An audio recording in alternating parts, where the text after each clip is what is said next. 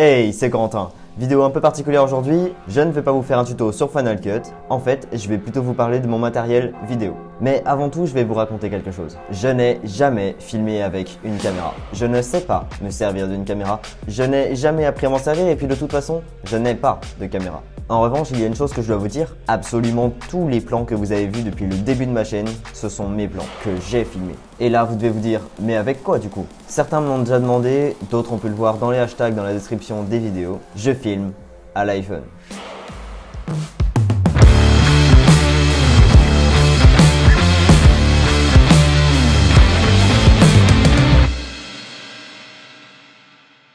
Je vais reprendre depuis le début. J'ai toujours été inspiré par le fait de pouvoir filmer depuis mon plus jeune âge. À Noël 2012, j'ai eu mon premier iPod, l'iPod Touch 4ème génération, avec lequel j'ai commencé à filmer absolument toute ma vie. Non, vraiment toute ma vie. J'ai fait mon premier court-métrage avec, et au bout de quelques vidéos et quelques années, je suis passé à l'iPhone.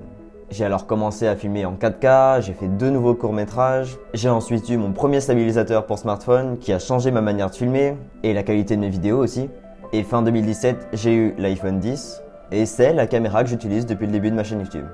Genre là, je filme avec l'iPhone 10. Parlant de la chaîne YouTube, j'aimerais vous remercier. Vous êtes plus de 1000 abonnés à la chaîne. Ça me fait énormément plaisir et on va pas s'arrêter là. J'ai fait une petite vidéo d'1 minute en mode récap avec tous les plans favoris que j'ai fait, dont des petits nouveaux que vous avez jamais vus. Et vous l'aurez compris, l'ensemble des plans ont été filmés à l'iPhone. Alors, je ne vais pas vous dire que l'iPhone est équivalent à une caméra. On ne peut par exemple pas ou très peu jouer avec la profondeur de champ, car un iPhone est tout simplement un iPhone, il est étroit, on n'a pas la place de mettre une focale de plusieurs centimètres. En effet, cela reste une caméra de smartphone, ce n'est pas des gros objectifs qu'on vient mettre sur un gros boîtier. Et en plus, sur un iPhone, l'objectif n'est pas interchangeable, comme sur un boîtier.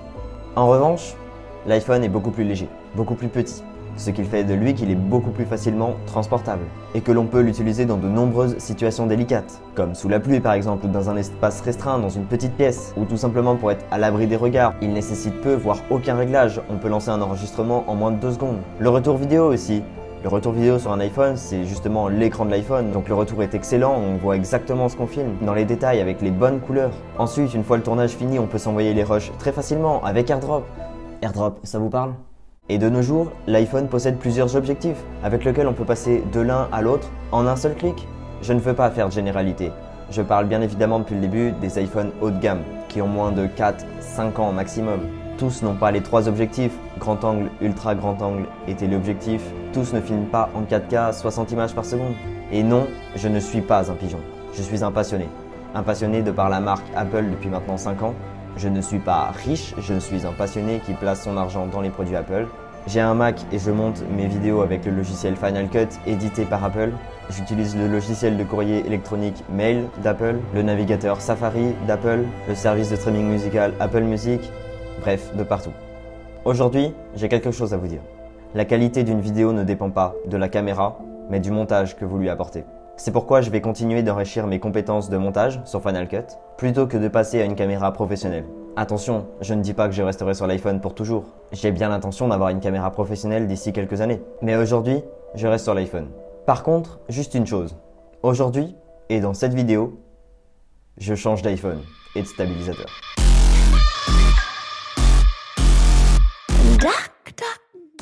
Voilà, donc aujourd'hui j'ai changé d'iPhone, j'ai acheté l'iPhone 12 Pro vendredi matin, donc hier à l'heure où sort cette vidéo, et le dernier stabilisateur, le DJI Osmo Mobile 4, donc de la marque DJI. Il était grand temps de changer, jusqu'à maintenant j'avais la première génération, mais avec le temps il commence à me manquer beaucoup de fonctionnalités.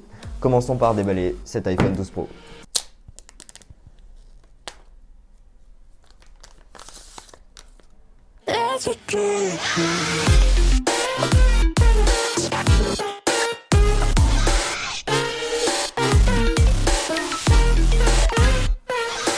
Voilà donc très rapidement quelques caractéristiques en termes de vidéo. Je vais pouvoir filmer en 4K à 60 images par seconde, en HDR 10 bits et en Dolby Vision.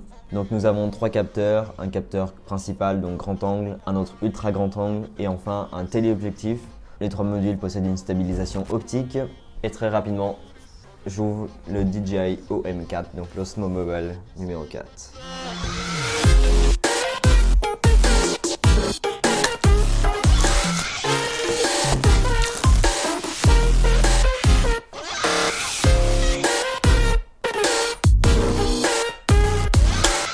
Voilà, vidéo un peu différente de d'habitude. Première fois que je raconte un peu ma vie à la caméra. À terme, j'ai l'intention de faire quelques vidéos pour savoir comment se servir et comment exploiter au mieux la caméra de son iPhone. Bon, aujourd'hui, vous avez peut-être pas trouvé la vidéo très utile, mais abonnez-vous quand même, je reprends très vite les tutos de montage sur Final Cut. Moi, il faut que je vous laisse, il faut que j'aille tester la caméra de ce nouvel iPhone avec le nouveau stabilisateur. Et si vous n'avez pas remarqué, j'ai sorti en simultané une autre vidéo où justement je teste les nouvelles caméras de l'iPhone 12 Pro. Mais bon, à l'heure où je tourne cette vidéo, vous devez vous en douter, j'ai pas encore pu tester les nouvelles caméras du nouvel iPhone 12 Pro. Alors là, je dois y aller. Allez, salut, c'était Corentin.